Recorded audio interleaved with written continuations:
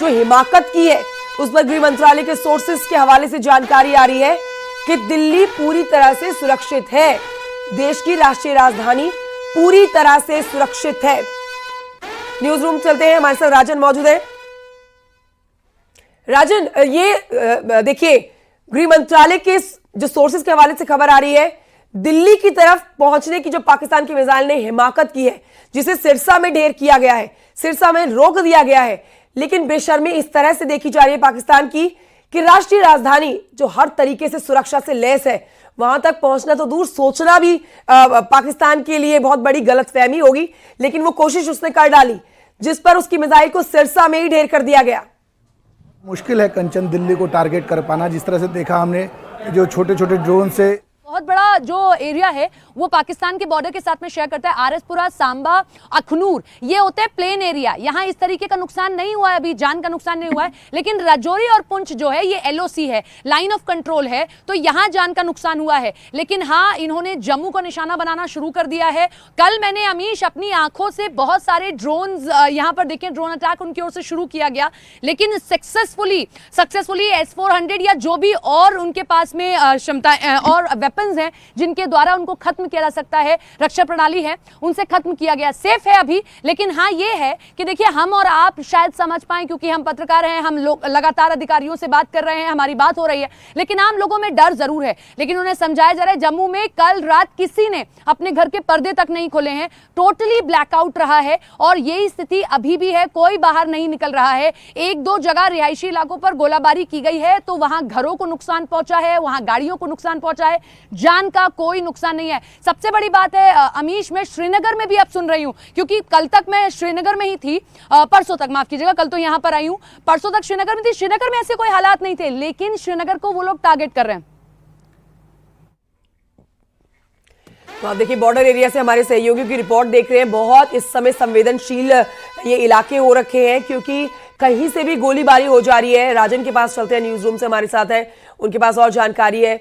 राजन, ये बड़े डेवलपमेंट्स आज देखे जा रहे हैं। एक तरफ पाकिस्तान की हिमाकत देखी गई जो दिल्ली की तरफ पहुंचने की कोशिश कर रहा था, मिसाइल दिल्ली की ओर टारगेट की गई थी जिससे सिरसा में फेल कर दिया गया, और दूसरी तरफ पाकिस्तान की अपनी जो रात 2 दिन से बिता रहा है, वहां पर बड़े बड़े शहर, बड़े बड़े पाकिस्तान के जो राज्य हैं, वहां पर ब्लैकआउट है क्योंकि पाकिस्तान को यह डर है कि भारत एक बार फिर से बड़ी मिसाइल दागेगा और उसके यहां पर बड़ा नुकसान होगा। लेकिन राजन, ये भारत है और भारत पाकिस्तान के जो आम लोग हैं उनको निशाना नहीं बना रहा है। पाकिस्तान के सिर्फ उन एरियाज को निशाना बनाया गया है जहां पर आतंकवादी फल फूल रहे थे। राजन, सरकार ने ये बात बिल्कुल साफ की है कंचन कि भारत किसी भी सैन्य ठिकाना, पाकिस्तान के किसी भी सैन्य ठिकाने को या फिर नागरिक समूहों को बिल्कुल निशाना नहीं बना रहा, सिर्फ उनको बना रहा है जो मानवता के दुश्मन है। और ऐसे आतंकवादियों के लोकेशंस को चिन्हित करके भारतीय सेना हमला कर रही है। लेकिन जो बात कल रात पाकिस्तान ने की, जो हमला दिल्ली को टारगेट करके किया गया, उसे भारतीय सेना के रक्षकों ने सिरसा में उस मिसाइल को मार गिराया है। और इसको हम यूँ भी देखें कि दिल्ली हमारी पूरी तरह से सुरक्षित है। और ये हमने देखा है जैसे S-400 का इस्तेमाल करके जो तमाम ड्रोन्स का इस्तेमाल किया पाकिस्तान ने सीमावर्ती राज्यों के ज़िलों में, तमाम शहर, छोटे शहरों में भी, और वहाँ उनका एक भी हमला निशाना कामयाब नहीं होने दिया था S-400 के ज़रिए। तो ऐसे में दिल्ली की तक मार करने की सोचना पाकिस्तान के लिए नेक्स्ट टू इम्पॉसिबल है। मैं इसको बिल्कुल वो खारिज नहीं कर रहा, लेकिन ये नेक्स्ट टू इम्पॉसिबल है।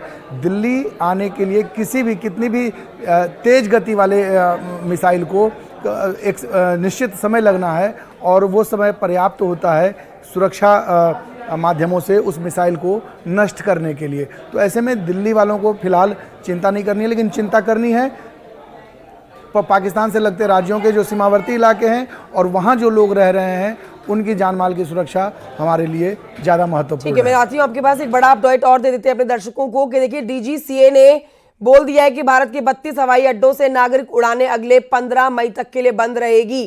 DGCA ने ये आदेश जारी कर दिया है। भारत के 32 हवाई अड्डों से नागरिक उड़ानें 15 मई तक के लिए बंद रहने वाली है। ये अपडेट्स भारत के उन लोगों के लिए पहुंचना बहुत जरूरी है जो हवाई यातायात का इस्तेमाल करने वाले थे, और अब 15 मई तक के लिए 32 हवाई अड्डों से नागरिक उड़ानें पूरी तरह से बंद कर दी गई हैं। बड़ी खबर अपने दर्शकों को बता रहे हैं। अब ये मैपिंग देखिए आप, इस ग्राफिक्स के जरिए आप समझने की कोशिश करिए कि देर रात पाकिस्तान में जिस तरह से धमाके हुए हैं, उसमें रावलपिंडी है, उसमें शोरकोट है, उसमें चकवाल है। तो ये तस्वीरें आपके सामने और ये मैपिंग आपको दिखाने की कोशिश कर रहे हैं। देर रात पाकिस्तान में जो धमाके हुए हैं, उन धमाकों के बाद देखिए कौन कौन से जगह जो है वो दहले हैं, कौन कौन सी जगहों पर अटैक किया गया है और कहां कहां पर पाकिस्तान को पटकनी दी गई है, मुंह की खानी पड़ी है। ये ग्राफिक्स के जरिए आपको दिखा रहे हैं। देखिए रावलपिंडी है, नूर खान एयरबेस है, चकवाल है, मुदीर एयरबेस है, शोरकोट है, रफीकी एयरबेस है। देर रात पाकिस्तान में धमाके हुए हैं और इस बात की पुष्टि पाकिस्तान ने कर दी है। पाकिस्तान की आर्मी ने ही इस बात की पुष्टि की है कि 6 बैलिस्टिक मिसाइल्स भारत की तरफ से पाकिस्तान में दागी गई है। ये पूरा ग्राफिक आपको समझाने के लिए काफी है कि देर रात, कल रात की ये लेटेस्ट आपको जानकारी दे रहे हैं। सुधीर हमारे साथ इस समय मौजूद है, हमारे डिफेंस एक्सपर्ट है। सुधीर जी, ये युद्ध जैसे हालात जहां पर हर एक समय जो एक नई अपडेट आ रही है और वो अपडेट पाकिस्तान के लिए समझनी बहुत जरूरी है, जो वो समझ नहीं पा रहा है कि वो किस दिशा की ओर बढ़ चुका है। अगर वो युद्ध चाह रहा है तो देखिए जहां पर वो ड्रोन अटैक कर रहा है वो ढेर कर दिए जा रहे हैं, लेकिन हिंदुस्तान की राजधानी, राष्ट्रीय राजधानी में वो पहुंचने की कोशिश कर रहा है जो उसकी सोच से दूर है। लेकिन हिमाकत देखिए, यहां पर मिसाइल दागने की कोशिश की है। मतलब पाकिस्तान, सुधीर जी, ये ठान के बैठा है कि अब उसने ना अपने देश की आवाम की सुननी है, ना उसने अपने देश के लिए जो पूरी दुनिया में मिट्टी पलीत हो रही है उसको समझना है, उसने भारत के ऊपर अटैक करना है बस। सुधीर जी, देखिए, निश्चित तौर पर पाकिस्तान की जो मंशा है वो बड़ी नापाक मंशा है और पाकिस्तान चाहता है कि खास करके पाकिस्तान की सेना, सरकार पाकिस्तान का कोई वैल्यू नहीं है। वहां का प्रधानमंत्री, राष्ट्रपति चपरासी और क्लर्क है सेना का। सेना ही मालिक है, जो निर्णय है वो सेना का है। तो सेना ये मानती है कि हम जो बलूच प्रॉब्लम से पाकिस्तान में अराजकता की स्थिति है, तहरीके तालिबान पाकिस्तान से जो फ्रंटियर प्रोविंस में अराजकता की स्थिति है, तो भारत के साथ थोड़ा सा युद्ध कर ले तो हमारे राष्ट्रीय एकता हो जाएगी, लोग हमारे साथ हो जाएंगे। पाकिस्तान की आर्मी के साथ लोग बिल्कुल खड़े नहीं हैं। उनके जो जन नेता है इमरान खान, वो जेल में बंद है, उन पर तरह तरह के अत्याचार पाकिस्तान की सेना कर रही है। तो इस आलोक में सेना ने कैलकुलेट किया था कि पहलगांव कराओ और थोड़ा सा उकसाओ और फिर थोड़ा सा लड़ाई करो, लेकिन पासा उल्टा पड़ गया है। पाकिस्तान के पास कुछ है नहीं। लड़ाई होती है हथियारों से, लड़ाई होती है मिसाइल से, लड़ाई होती है एयर डिफेंस सिस्टम से, लड़ाई होती है अत्याधुनिक अटैकिंग प्लेन से, लेकिन वो सब पाकिस्तान के पास बिल्कुल नहीं है। गोला बारूद की भी कमी हो जाएगी। 7-8 दिन ऐसे चलने दीजिए, पाकिस्तान घुटनों पर आने को मजबूर होगा। सर, ये सुधीर जी, ये सिचुएशन इतना लाइटली नहीं ली जा सकती है। मतलब एक ऐसा देश जो इस बात को समझने के लिए तैयार नहीं है कि पूरी दुनिया में वो सिर्फ अपने आतंक से पहचान बनाता है।